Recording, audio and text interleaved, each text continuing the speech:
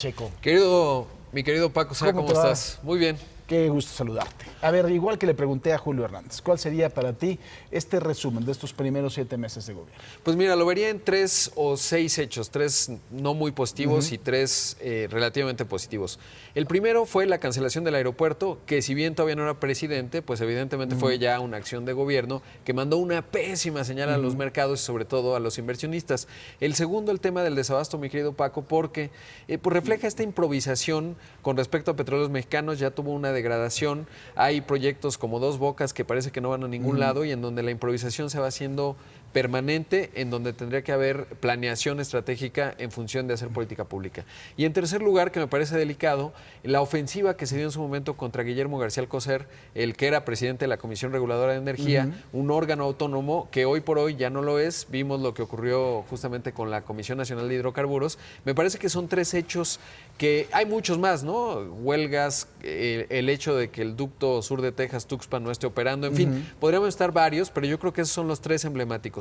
Ahora, ¿cuáles son los 3 positivos, mi querido Paco? Uno, el respeto a la autonomía del Banco de México y los nombramientos de Jonathan Heath y Gerardo Esquivel, que muestran, digamos, este respeto a rajatabla de la autonomía del Banco Central, que es una base fundamental de la economía. Una base fundamental y algo muy positivo. 2, el compromiso que hay con el equilibrio en las finanzas públicas. El subsecretario Arturo Herrera ha repetido hasta el cansancio, si bien en unas partes es desmentido a veces, en esa no, y es lograr superar el primario en cada uno de los años de esta administración. Ahí lo único, hay que tener mucho cuidado con la ejecución, ya lo decía Julio, en términos de, por ejemplo, las subastas de medicinas, en donde se busca ahorrar, pero no te puede quedar 60% sin que tendrá que ser asignación directa.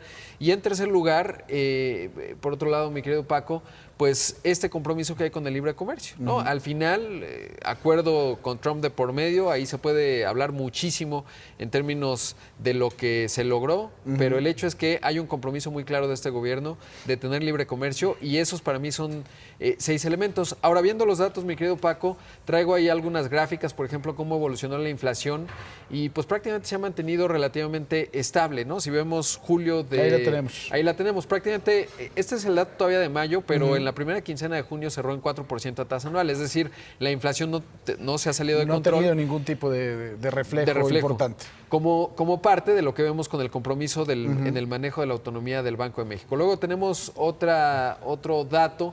Ese es el tipo de cambio. Si vemos a finales de diciembre del año pasado, llegaba casi superar los 20 pesos, ¿no? Sí. Es el interbancario. Sin embargo, se ha logrado componer. Tenemos ahí ese pequeño chipote al final. Que es la amenaza de Trump de los aranceles. Exactamente. ¿No? Eso creo que es bastante, es más, ahí dice Trump. Exactamente.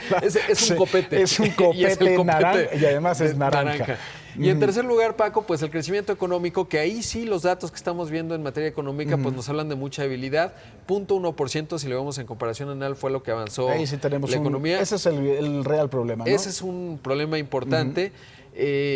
Hoy se publica la encuesta de los analistas del Banco de México y seguramente hoy está en 1.2, a lo mejor baja 1.1, pero sí se empieza a visibilizar la posibilidad de una recesión porque está sostenida con ciertos alfileres que tienen que ver con las calificaciones. Es decir, si viene una segunda degradación de la calificación de Petróleos Mexicanos, eso puede contaminar la calificación del soberano, como se le dice, o la de México, y eso complicaría aún más el panorama, pero todavía estamos en una economía que no va en franco descenso, sino más bien en un estancamiento de mucha debilidad. Claro. Ahora, como decía el maestro Julio Hernández Astillero, si en un momento dado la vicepresidenta económica del país, Raquel Buenrostro, abre la llave, se empiezan a hacer las obras, ¿esto podría cambiar? ¿Tú ves que haya un panorama de cambio ante que empiecen a fluir recursos, que empiece a haber otra vez obra pública? Más que el gasto público como un detonante de la economía que representa el 3% del PIB, lo decía recientemente la secretaria de Economía, creo que lo más importante, más que eso, es que dé confianza al sector privado, porque lo que no está fluyendo es la inversión del sector privado,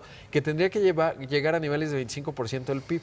Hoy anda por ahí de 22 y con las señales de del ducto Tuxpan, que no se están respetando contratos, etcétera, eso pues evidentemente genera mucha incertidumbre. Entonces yo creo que la clave más sensible sería detonar la confianza de los empresarios para que haya mayor inversión privada. Sería importante, claro, el gasto público porque acompaña a veces la inversión privada, pero más bien ahí lo vería en términos de temas delicados como las medicinas, etcétera, que se abran las puertas del gasto público, pero sí creo que es más importante aún cuidar las finanzas públicas, cosa que ahí me parece han hecho una excelente labor. Te hago la misma pregunta que le hice a Julio Hernández. ¿Qué es lo que va a pasar con el aeropuerto? Hoy tenemos una realidad jurídica compleja alrededor de los dos aeropuertos, del cerrado y del que quieren hacer. Yo no creo que se vaya a construir, coincido con él, en términos de la cantidad de problemas jurídicos que está enfrentando este aeropuerto. Todavía no vemos visibles a las comunidades, que tendrán que hacerse más visibles.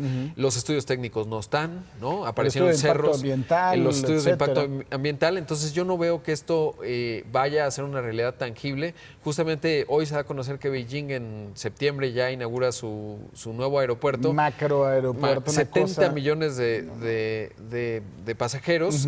Turquía ya inauguró el suyo. México pues queda atascado en esa parte. Ayer tuve la oportunidad de aterrizar en el aeropuerto de la Ciudad de México y te imaginarás, pues sí, lamentable, ya está totalmente rebasado. Perdón, pero eso es lo que huele. Sí, pero no veo ni que se vaya a reactivar necesariamente el aeropuerto de Texcoco y tampoco veo que se vaya a construir otros 6 años con esa porquería. Pues se irá ajustando, ¿no? Ya ves que le van a construir una nueva terminal y pues asuntos menores, y por lo pronto Cancún, que se va convirtiendo en el hub que le hace falta a México. Estoy totalmente de acuerdo, y ojalá que compren, que Raquel Buenrostro compre Pinol o compre Fabuloso, mucho, porque para le que lo hace echen mucha, en el aeropuerto, porque huele horrible. Muy bien, pues señor Pacheco, querido como Paco, siempre, un gusto, me quedo, Rodrigo. Pues... Imagen Noticias con Paco Sea, lunes a viernes 5:50 AM. Participa en Imagen Televisión.